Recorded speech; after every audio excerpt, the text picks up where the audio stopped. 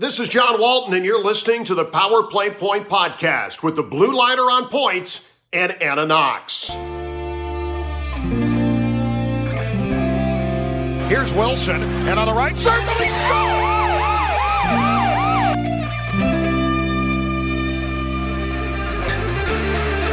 Rebound loose, wild scramble in front, score! Ovechkin with a buzzer beater! It'll count! And a hat trick tonight, number 21,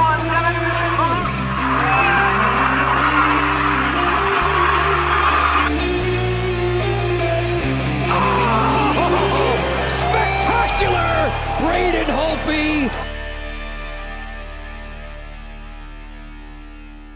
Hello, welcome once again to the Power Play Point podcast. This is your host, the Blue Liner on Point, talking to you live, and sans co-host. Yes, Anna Knox is off this week. She told me she had plans, and I think in addition to personal plans, she also had lesson plans to deal with, as Fairfax County is starting their distance learning program this week. So she will be off taking care of that. So it's just me for this go around. We're off week before, and I'll just say that it was due to massive equipment failure. Going to leave it at that. Good to be on for this, what amounts to a test episode. It's not really going to be a full episode. I just thought I'd come on here and give a test of some of the equipment that I have that I know is at least somewhat functional, just to make sure it works, get the podcast out there, just keep the name out there, keep things going, all that good stuff. We'll survive. Fellow COVID-19 quarantiners. You know, we all live under state-sponsored quarantine. Yeah, I know. Not going anywhere with that joke. So hopefully you're all not going slightly mad or any kind of version of madness. Even though I know it's very hard to keep up with things with nothing to distract us, but the four walls that we're in. But we'll try with this edition of the episode. Next week, I've got some stuff lined up as far as a possible guest and maybe some things I'd like to talk about as far as Caps hockey and life in general. But we'll see how that goes. Nothing concrete as yet. Wish I had more details for you, but not quite there yet. So anyway, so to catch up, the latest we have is that here's the thing: the NHL doesn't seem to be very proactive, and as far as making up a schedule and any plans. The NBA, by contrast, has said, well, look, we're not even going to discuss anything till May. And while that really isn't anything to go on, it's at least something out there, something about what they plan on doing. They're going to open up talks in May. They're going to revisit everything in May. Well, we haven't really heard much of anything from the NHL leadership except for, well, we might do this and we might do that. And nothing is, I don't know, nothing concrete, nothing definite, nothing that's even close to being committal.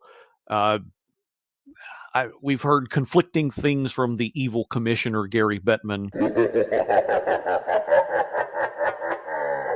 I'm sorry, but right now I don't know if we can believe a word he says, because I don't think he has a clue right now, I'll be completely honest. And that's not me being down on things. That's me in a constant state of hatred for that man and what he's done to this game. And I mean, I think all we want, need, and deserve here is a little bit of leadership, but not getting any. But speaking of not getting any, no, I'm sure you are all engaged in some sort of frisky business, so we won't go down that road because it's much easier with a co-host whose mind kind of wanders towards that. Sorry, Anna, but Well, anyway, purpose of this episode, like I said, was to give a test, make sure the equipment's going out. So this isn't going to run for very long. So since it is Easter time, happy Easter and Passover to our friends out there, our listeners who celebrate. Hope you get a chance to share your faith with someone you love.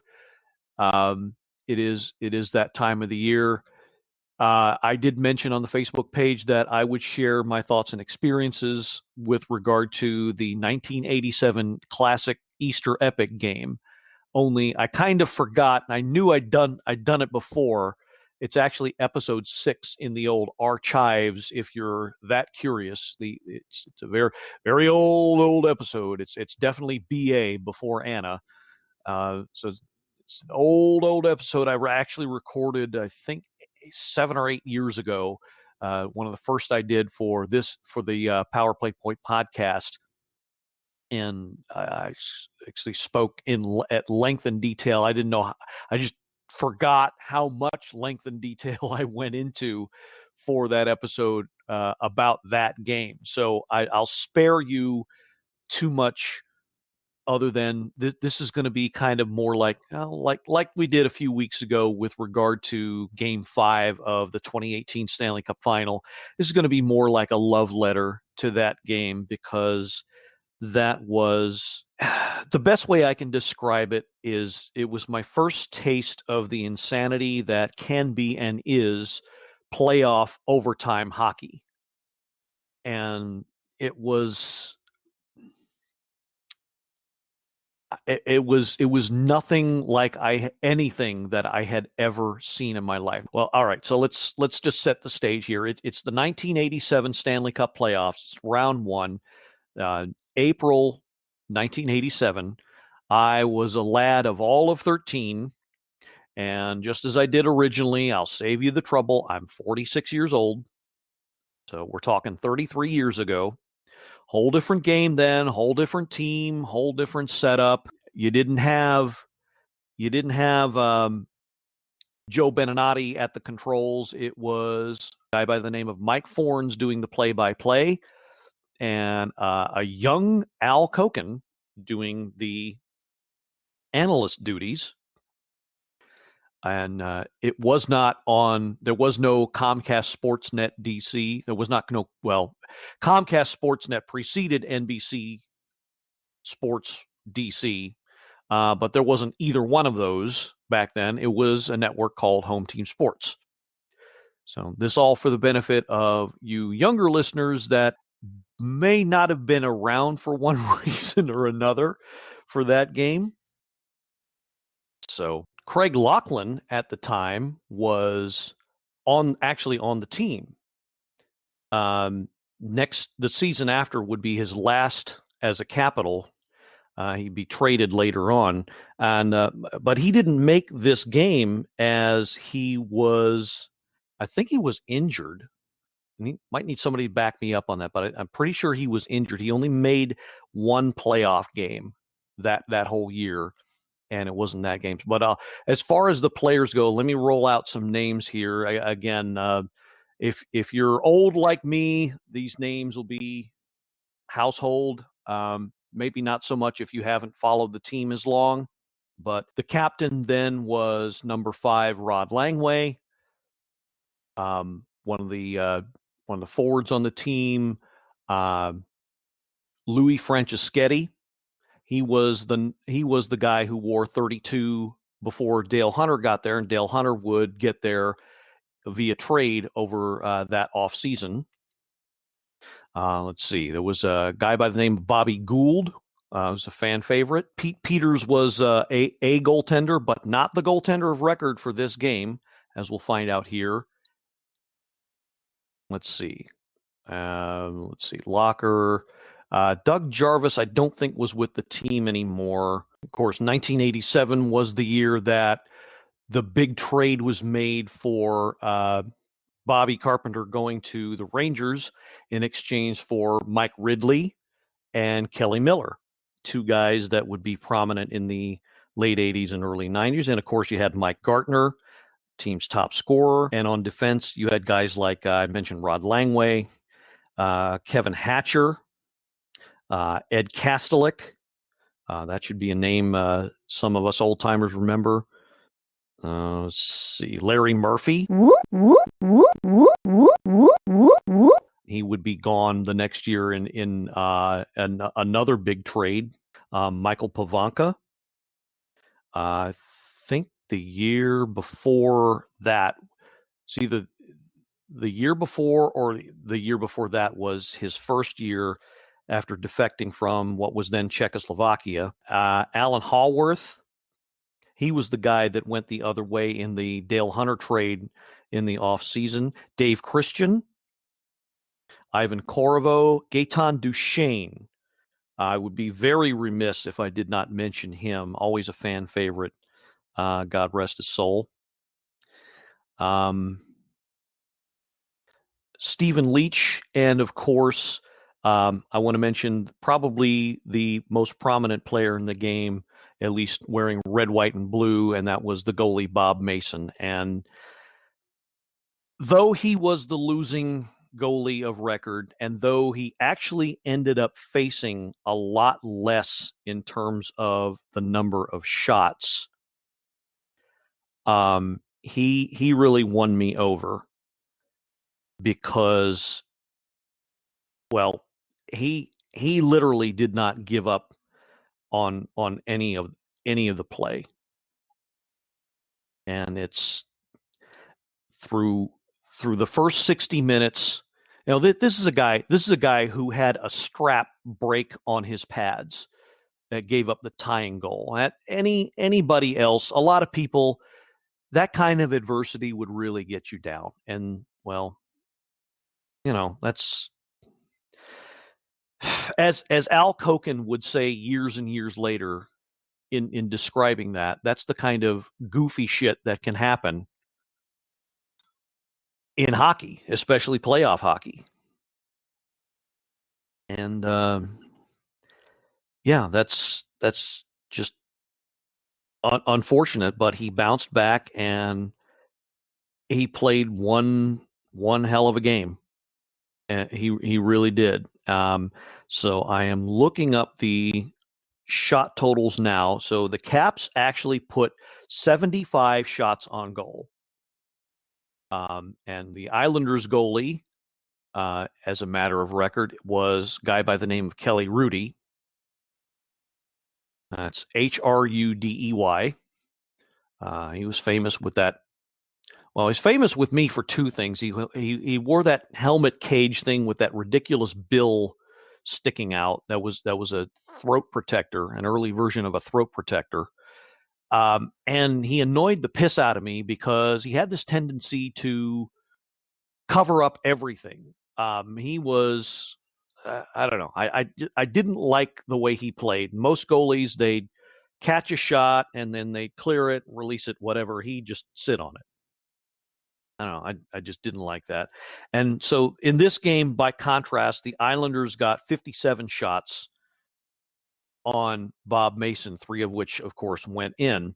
So, yes, he faced a lot less shots total, but, and I hate to sound like I'm copping out, but you got to see the replay. There is a video on YouTube. Unfortunately, it's not the HTS feed. It's the Hockey Night in Canada feed, but there are videos on YouTube you can see. I highly recommend, as I did then and do now, that you, well, since none of us are going anywhere, going to see any hockey live anytime soon, to take about a half an hour or so and watch it. It's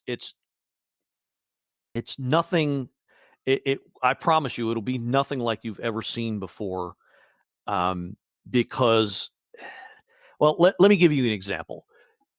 There was one sequence where there was a wild scramble in front of the net, and Bob Mason actually ended up losing his face mask and helmet and kept on playing. The referee, for whatever reason, didn't blow the whistle, but he just kept on playing. And then, fortunately, seconds later, the ref lost sight of the puck and the whistle blew the play dead before there was a shot. But it was that kind of an intensity. And I was already in love with the game, but it was something that made me, if I couldn't feel anything more for the game, it just ramped up my feelings for that all the more, was that kind of a thing could go on in this game. And again, to me, 13 years old, I'd never seen anything like it. And I hope somewhere out there's a 13-year-old in all of you that, has seen or will see something like that. So to go over one more important then and now bit of personnel. So you have the legendary Wes Johnson as the PA announcer. And back then, it was a gentleman who was and is a radio legend in the DMV by the name of Marvelous Marv Brooks. And one of the things I'll never forget during that game rather, is the call where in the first overtime period, Greg Smith blasted a shot from the point, and just as he did, Marv Brooks's voice rang out over the speakers to announce 1 minute left. And I don't know, something about his voice and the way the puck rang off of the iron and the clang that served as the background, that horrifying and yet exciting noise that produces every time that happens. I don't know. It was like it was theater of the absurd, and I couldn't have been more thrilled. It was the ultimate hockey thrill ride for me. I can't overstate that enough. Well, so not to belabor the point, but here's the guts of it. Of course, the game lasted into a fourth overtime period, 68 minutes and 47 minutes. 68 minutes and 47 seconds worth of overtime. So they played the equivalent of another full game and about half of another period before this thing ended. And I don't know. I've never. I'm not going to confess to taking anything in the way of an intense illegal drug, but I suppose towards the end, I might have felt like I was on something like that, where I was hoping the high would never end, and yet at the same time, when would it end? Because it was getting on to about almost 2 a.m, and then, well, so 8 minutes or so, a little past 8 minutes into the fourth overtime period, the Islanders finally put in a drive, and they kept it in the zone. You could tell the fatigue had long since set in. First and second overtime periods were showcasing a lot of classic high danger chances that should have gone in and somehow did not. But by this time, by the third and fourth overtime periods, you could tell everybody was tired, everybody was gasping and on their last legs. It wasn't going to last much longer. So New York maintained possession somehow, and then, well, hopefully you've seen the replays, but what happened was they got it back to the point where Pat LaFontaine was waiting, and to quote Mike Fornes' call, drilled a shot and a goal. And it was a seeing eye puck that made it through about 5 or 6 different bodies, just over the catching glove of Bob Mason, who I'll never forget his reaction. He did the split. He just sank into the ice and did the split, and then just fell into the ice out of probably what I would describe as what looked like to me a mixture of 10% relief, 80% disappointment, and the last 10% exhaustion. Or it could be 80% exhaustion. I don't know. But that's what makes it so intense.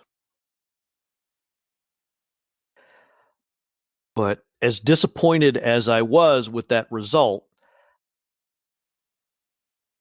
I can't say it enough. I will never, ever forget it. It was my first view of what the playoffs could be like. It was like being on a roller coaster for the first time. You're scared. You don't know what's going to happen. You're well, emotionally anyway, you're jarred 6 ways to Sunday, and then when it's all over, you can't wait to do it again. So, what was the purpose of me telling this story? Well, it's to prove that hockey, much like life, is going to give us a lot of epic moments, some of which will make us question our love for another person or a thing, in this case, hockey. But I think, or at least I would hope, that each and every one of you listening right now, you on the other side of the earbuds, the speakers, what have you, needs to know that that love and that faith that you have in someone or something does eventually pay off. And it's a lesson in life that we have to be forced to relearn. And frankly, I've had to relearn it quite a few times, and even as recently as within the last couple of days, because honestly, the epidemic, the pandemic, all of the bad that constantly bombards our eyes, ears, and minds, it takes its toll. And sometimes you either have to just look away or just brush it off, and it's not very easy to do. But I just want to say that if we have faith in ourselves and each other, that we can get through this. And there are quite a few very special someones out there. I'm not going to try and name you all, but you all should know who you are by now. I just want to say that if you're listening to this, I thank God for each and every one of you, because you help keep things going for, well, this show of less importance, and for more importance for me personally. So I've come to the end. I think I've talked long enough. But I do have a couple more things to put out there, as I always do. I know don't know how to end the show, but we're getting there. So I usually, when I get to this point, I usually end with a joke. Well, since there's no co-host to annoy, probably not going to go over as well. But this time, I think I'm going to end by quoting, not singing in honor of my co-host, but quoting a song from one of my all-time favorite singer-songwriters, a guy by the name of Harry Chapin. And he wrote a song called Circle. And it's how we are all bonded by what life is all about. So to quote him, it goes, "All my life's a circle, sunrise and sundown. The moon rolls through the nighttime till the daybreak comes around. All my life's a circle, but I can't tell you why. The season's spinning round again, The years keep rolling by. It seems like I've been here before, but I can't remember when. But I have this funny feeling that we'll all be together again. No straight lines make up my life, and all my roads have bends. There's no clear-cut beginnings, and so far, no dead ends. The reason I put that out there is because, well, mainly that line about we'll all be together again is what I want to put out there. We will have hockey again in some form, whether we got to wait 3 months or 6 months or even a year for it. It'll come back. Life as we know it will come back. I've said that before. I'm not trying to be overly optimistic, and God knows I can't lie. Part of my struggles have resulted in me losing that optimism and trying to get it back these past 5 weeks or so. Plus. Yes, hockey means that much to me. But this thing has tried to take away not only our livelihoods, but our lives as well. And I don't much appreciate that. So we have bigger things at stake other than hockey, but it is that important to all of us Caps fans, certainly. But for somebody like Anna, who has the passion and the calling to shape and mold young minds, especially ones that start off with disadvantages and the proverbial 2 strikes against them, and wants to give them hope, encouragement, and the tools to allow them to succeed in this world. To not be able to do that, to be cut off from that is, well, I would say worse than dying.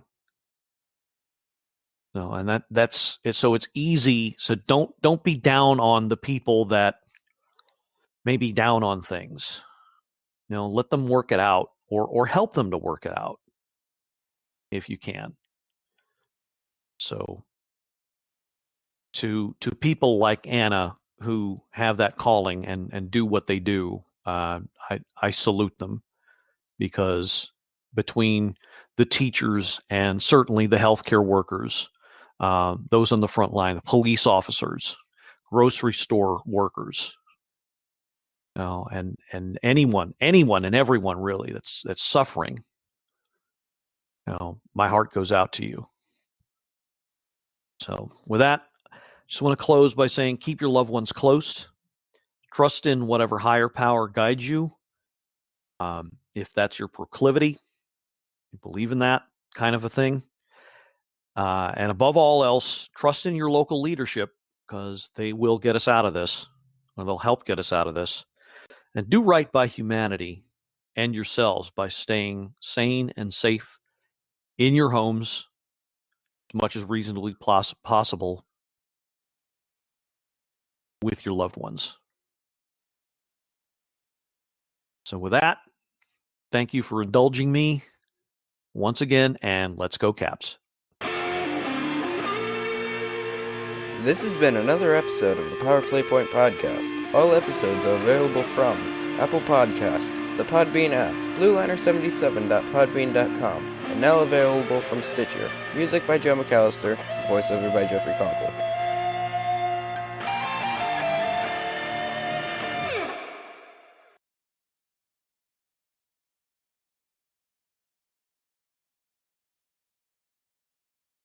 Thanks for listening, Anna. Thanks for helping our cause. Thank you so much. Stay safe during this time, and we hope to see you back at the rink soon.